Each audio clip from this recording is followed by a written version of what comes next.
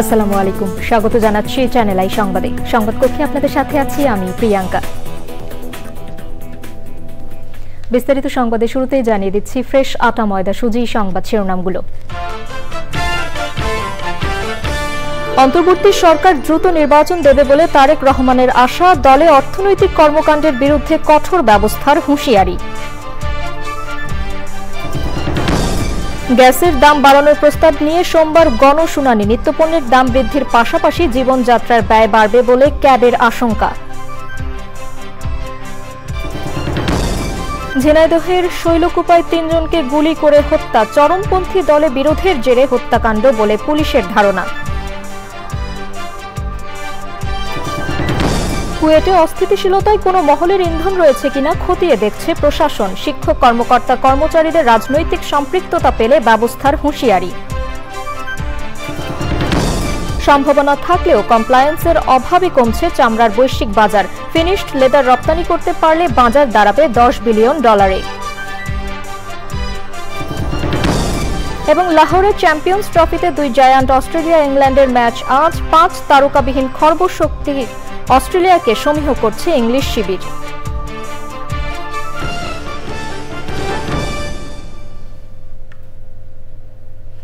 সংবাদ শিরোনামগুলো জানাচ্ছিলাম। এখনকার সংবাদ আয়োজন একই সঙ্গে চ্যানেল আই এর ইউটিউব চ্যানেলে এবং চ্যানেল আই এর ওটিটি প্ল্যাটফর্ম আই স্ক্রিনে লাইভ স্ট্রিম হচ্ছে। যাচ্ছে বিস্তারিত সংবাদে। ঝিনাইদহে এক চরমপন্থী নেতাসহ 3 জনকে গুলি করে হত্যা করেছে দুর্বৃত্তরা। শুক্রবার রাত 9:30টার দিকে শৈলকুপা উপজেলার রামচন্দ্রপুর শ্মশানঘাট এলাকায় সেচ খালের পাশে ওই ঘটনা ঘটে। নিহতরা হলেন হরিণাকুণ্ড উপজেলার আহাতনগর গ্রামের মৃত রাহাজউদ্দিনের ছেলে চরমপন্থী নেতা হানিফ ও তার শ্যালক শ্রীরামপুর গ্রামের লিটন। বাকি একজনের পরিচয় পাওয়া যায়নি। স্থানীয়রা জানান রাত 9:30টার দিকে গুলির শব্দ শুনতে পান তারা। ঘটনাস্থলে 3 জনের মরদেহ পড়ে থাকতে দেখা যায়। ঘটনাস্থল থেকে 2টি মোটরসাইকেল, একটি ম্যাগাজিন ও গুলি উদ্ধার করা হয়েছে।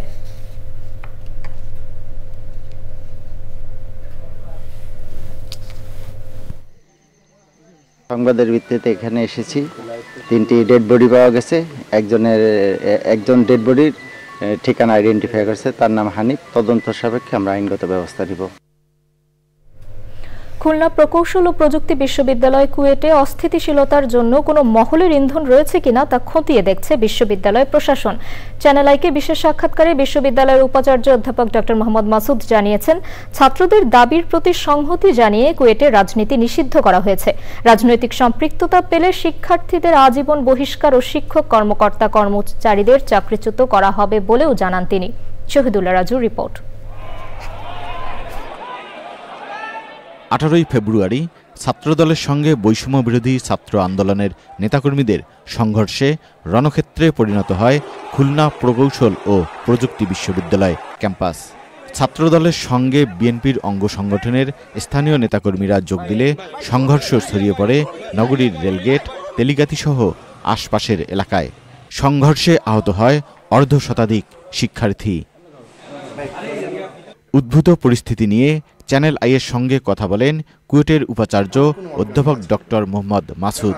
তিনি বলেন, বিশ্ববিদ্যালয়ের পরিবেশ শিক্ষার্থী বান্ধব করতে বদ্ধপরিকর বিশ্ববিদ্যালয় প্রশাসন।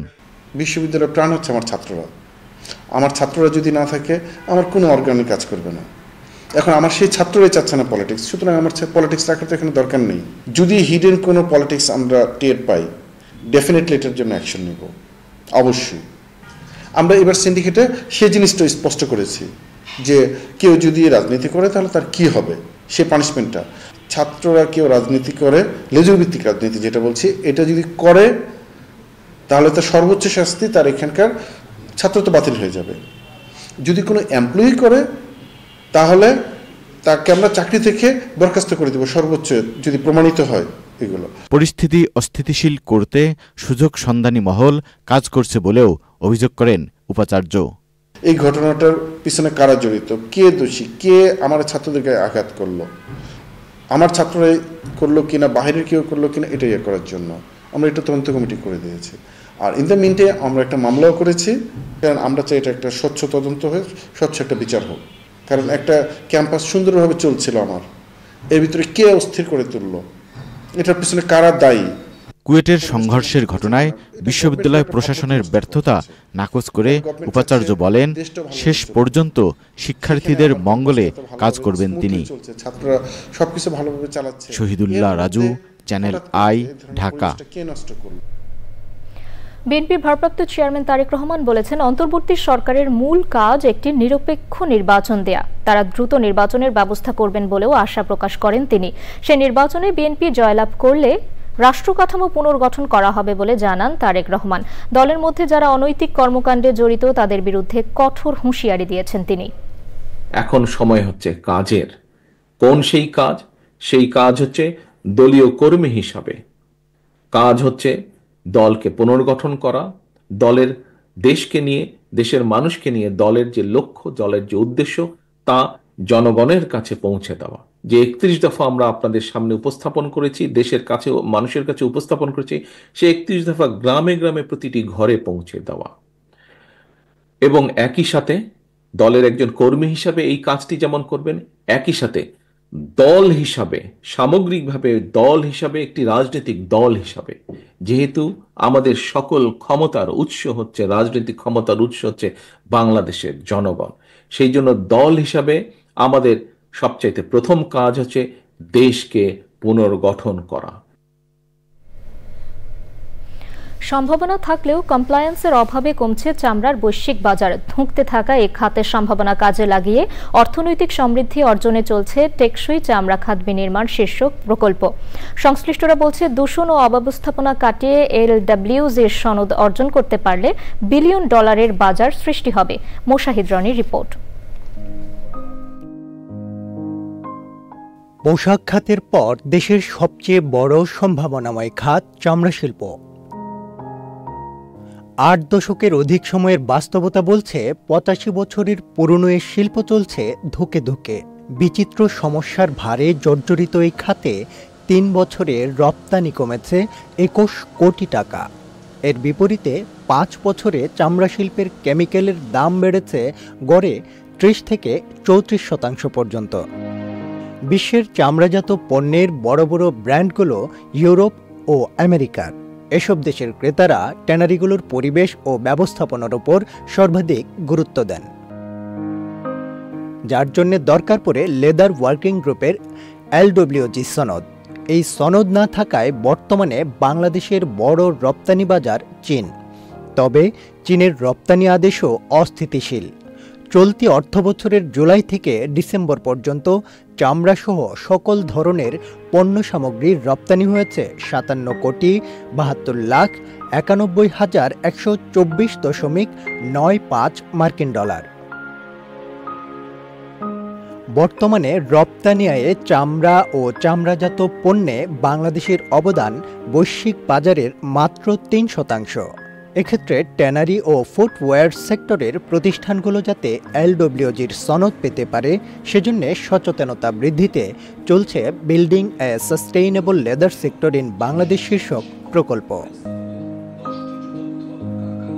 এরই অংশ হিসেবে LWG সনদ অর্জন ও রপ্তানি আয় বৃদ্ধিতে building A sustainable leather sector in Bangladesh প্রকল্পের আওতায় ইউরোপীয় ইউনিয়নের অর্থায়নে কাজ করছে সলিডার সুইস, অসি ফাউন্ডেশন, সবুজের অভিযান ফাউন্ডেশন, গণস্বাস্থ্য কেন্দ্র এবং প্রকৃতি ও জীবন ফাউন্ডেশন। চামড়ার বৈশ্বিক বাজারের আকার $241 বিলিয়ন হলেও বাংলাদেশের অনুকূলে তা খুবই সামান্য। এই খাতের শিল্প সংশ্লিষ্টরা বলছেন, কমপ্লায়েন্স নিশ্চিত করে ফিনিশড লেদার রপ্তানি করতে পারলে বাজার দাঁড়াবে $10 বিলিয়ন।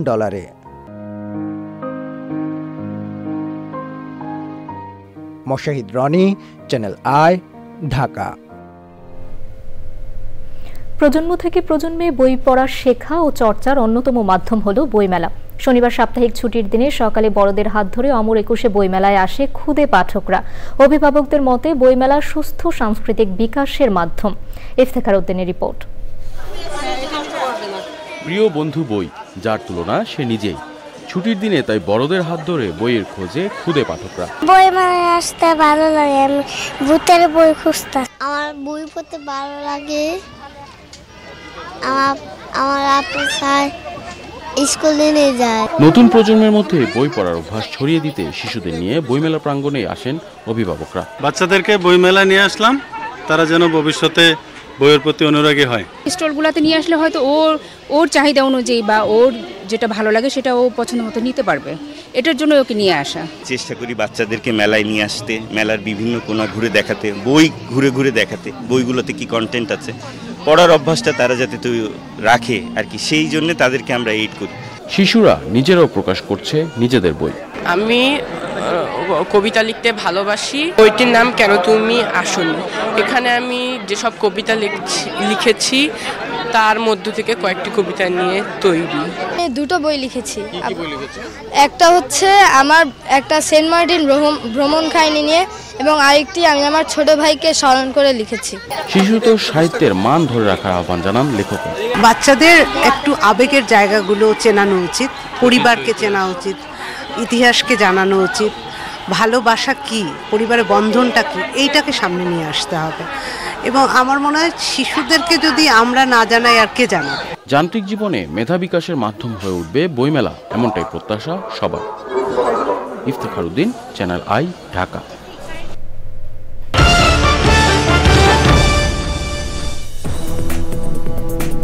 ফিরে এলাম বিরতির পর। বিএনপি মহাসচিব মির্জা ফখরুল ইসলাম আলমগীর বলেছেন, ফ্যাসিবাদী সরকারের পতনের পর নতুন বাংলাদেশ বিনির্মাণে সবার আন্তরিক হওয়া উচিত।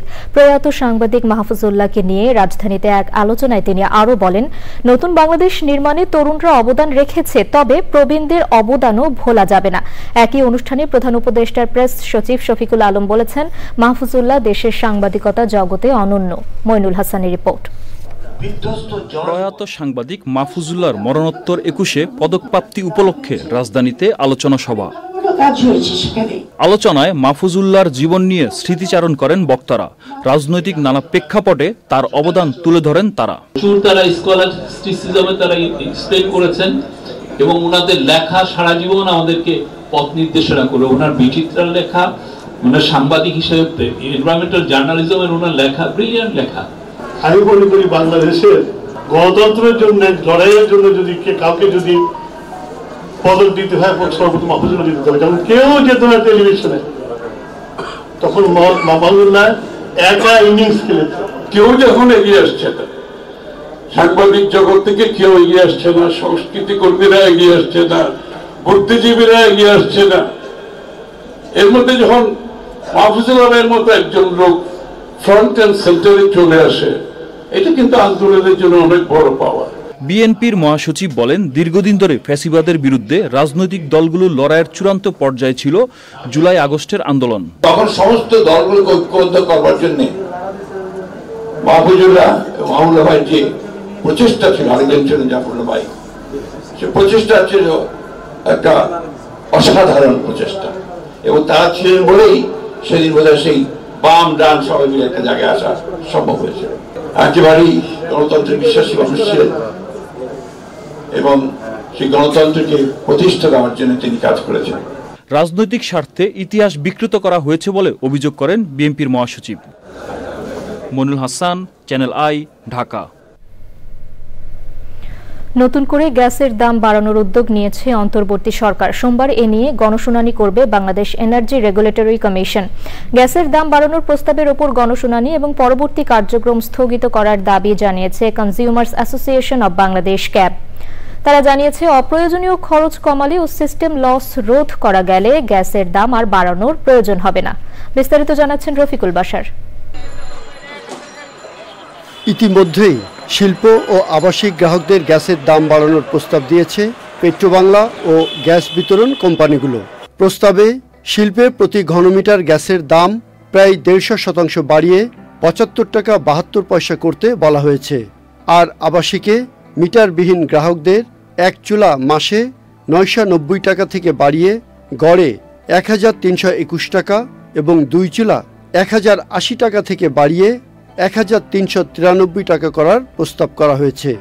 Bangladesh energy regulatory commission BERC সূত্র জানিয়েছে, তাদের কারিগরি কমিটিও গ্যাসের দাম বাড়ানোর সুপারিশ করতে যাচ্ছে। শিল্পে গ্যাসের দাম বাড়িয়ে আমদানি পণ্যের অবাধ বাজার তৈরি করা হচ্ছে বলে মন্তব্য করেছে ক্যাব। সংবাদ সম্মেলনে গ্যাসের দাম বাড়ানোর প্রস্তাবের উপর গণশুনানি এবং পরবর্তী কার্যক্রম স্থগিত করার দাবি জানান ক্যাবের উপদেষ্টা।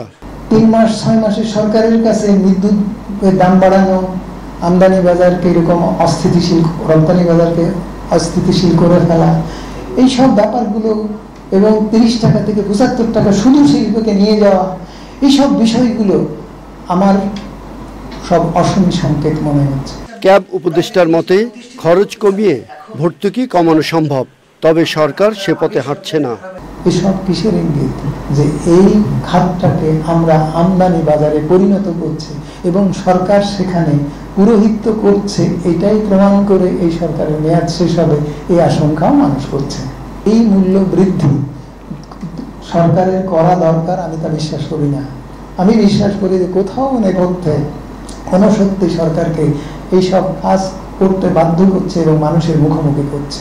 আসছে গরমে বিদ্যুৎ পরিস্থিতি মোকাবেলায় যথাযথ ব্যবস্থা এখনো নেওয়া হয়নি বলেও অভিযোগ করেন তিনি। Rafiqul Bashar, channel I, Dhaka. ঐতিহ্যবাহী ফুল মাধবী ফুটেছে বসন্তের প্রথম সপ্তাহেই। প্রতি বছরের মতো এবারও রাজধানীর রমনা পার্কে হয়ে গেল মাধবী বরণ উৎসব। অনুষ্ঠানে ফুল পরিচিতি, আলোচনা, কবিতা পাঠ ও মাধবীর চারা বিতরণের মাধ্যমে বিলুপ্তপ্রায় মাধবীকে বরণ করা হয়। লায়লা নওশিনের রিপোর্ট। ফাল্গুন পবন রথে যখন বনের পথে জাগালো মর্মর কলছন্দ, মাধবী সহসা তার সপি দিল উপহার, রূপ তার মধু তার গন্ধ। ফাগুনের প্রথম সপ্তাহে সব লজ্জা অবকুণ্ঠন ছুঁড়ে নিজেকে মেলে ধরেছে বাংলার একান্ত নিজস্ব ফুল মাধবী, যার বৈজ্ঞানিক নাম হিপটেস বেংহালেন্সিস। মাধবীর স্নিগ্ধ সুগন্ধ পরিবেশকে করে তোলে সতেজ। বিলুপ্তপ্রায় এই ফুল যুগে যুগে বিমোহিত করেছে কবি সাহিত্যিকদের। তবে কবিতার পাতায় যতটা মেলে মাধবী, বনে বাদারে ততটা এর দেখা মেলে না। তাই গাছের ডাল থেকে মাধবীকে ছবির ফ্রেমে বা খোপার ফুলদানিতে ধরে রাখতে ব্যস্ত কেউ কেউ। মাধবী বরণ উৎসব আমাদের জন্য একদম অপরিহার্য, সে কারণেই আসা, সবাইকে নিয়ে আসি। ফাগুন দিনের স্রোতে মাধবীর হঠাৎ যাই যাই যাই রব ওঠার আগে মাধবীকে বরণ করে নিল শহরের এক ঝাঁক প্রকৃতিপ্রেমী।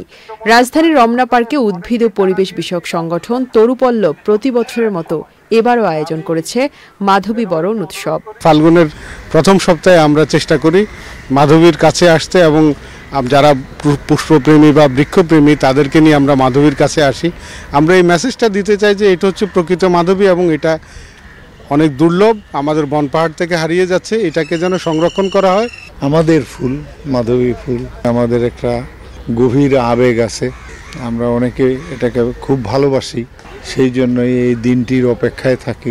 মাধবী ফুলের সাথে তরুণ প্রজন্মের পরিচয় করিয়ে দিতে মাধবীতলাতেই বৃক্ষকথন, কবিতা ও আলোচনা। উৎসবে বৃক্ষপ্রেমীদের উপহার দেয়া হয় মাধবীর চারা। Laila Nowshin, channel I, Dhaka. মহান শহীদ দিবস ও আন্তর্জাতিক মাতৃভাষা দিবস উপলক্ষে সেমিনারে বক্তারা বলেছেন, মাতৃভাষাকে যথাযোগ্য মর্যাদা দিতে হলে আদিবাসী সহ সব ভাষাকে বিলুপ্তির হাত থেকে রক্ষা করতে হবে। আন্তর্জাতিক মাতৃভাষা ইনস্টিটিউট ও ইউনেস্কো আয়োজিত আন্তর্জাতিক সেমিনারে ভাষার জন্য বাংলাদেশ চ্যাম্পিয়ন উল্লেখ করে ইউনেস্কোর ঢাকা অফিসে প্রধান সুজান ভিস 2030 সালের মধ্যে আরও টেকসই, ন্যায়সঙ্গত ও অন্তর্ভুক্ত বিশ্বে ভাষাগত বৈচিত্র্য রক্ষার তাগিদ দিয়েছেন। জুলাই স্পিরিটকে কাজে লাগিয়ে সকল ভাষার অধিকার ও ভাষার বৈচিত্র্য রক্ষায় অন্তর্বর্তী সরকার কাজ করছে বলে তুলে ধরেন বক্তারা। ভাষা রক্ষায় প্রযুক্তির ব্যবহারের ওপর গুরুত্বারোপ করা হয় সেমিনারে। পরে বিভিন্ন বৈচিত্র্যপূর্ণ ভাষার গ্রন্থ নিয়ে প্রদর্শনী উদ্বোধন করেন অতিথিরা।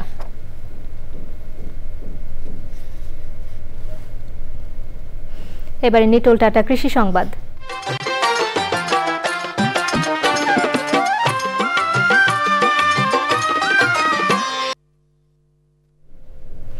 নরসিংদীতে প্রতি বছরই বাড়ছে বিভিন্ন জাতের কুল বড়ই চাষ।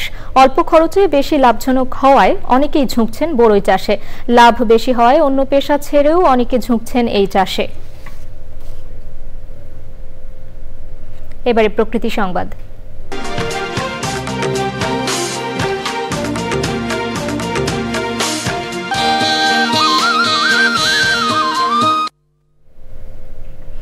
আন্দোলন ও প্রতিবাদের মুখে ব্যক্তির নামে বন্দোবস্ত বাতিলের বছর না পেরোতেই রংপুরের ঐতিহ্যবাহী শালমারা নদী ইজারা দিয়েছে প্রশাসন।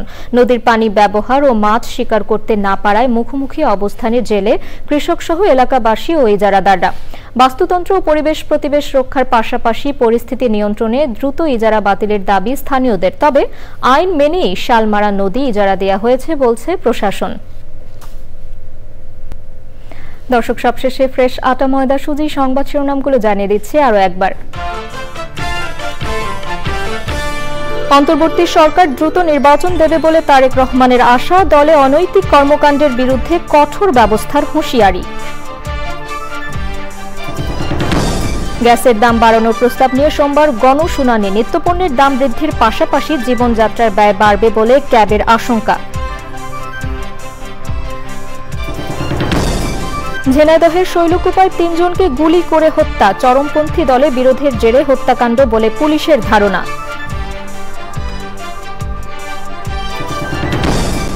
কুয়েটে অস্থিতিশীলতায় কোনো মহলের ইন্ধন রয়েছে কিনা খতিয়ে দেখছে প্রশাসন। শিক্ষক কর্মকর্তা কর্মচারীদের রাজনৈতিক সম্পৃক্ততা পেলে ব্যবস্থার হুঁশিয়ারি। সম্ভাবনা থাকলেও কমপ্লায়েন্সের অভাবে কমছে চামড়ার বৈশ্বিক বাজার। ফিনিশড লেদার রপ্তানি করতে পারলে বাজার দাঁড়াবে $10 বিলিয়ন। এবং লাহোরে চ্যাম্পিয়ন্স ট্রফিতে 2 জায়ান্ট অস্ট্রেলিয়া ইংল্যান্ডের ম্যাচ আজ। 5 তারকাবিহীন খর্বশক্তির অস্ট্রেলিয়াকে সমীহ করছে ইংলিশ শিবির।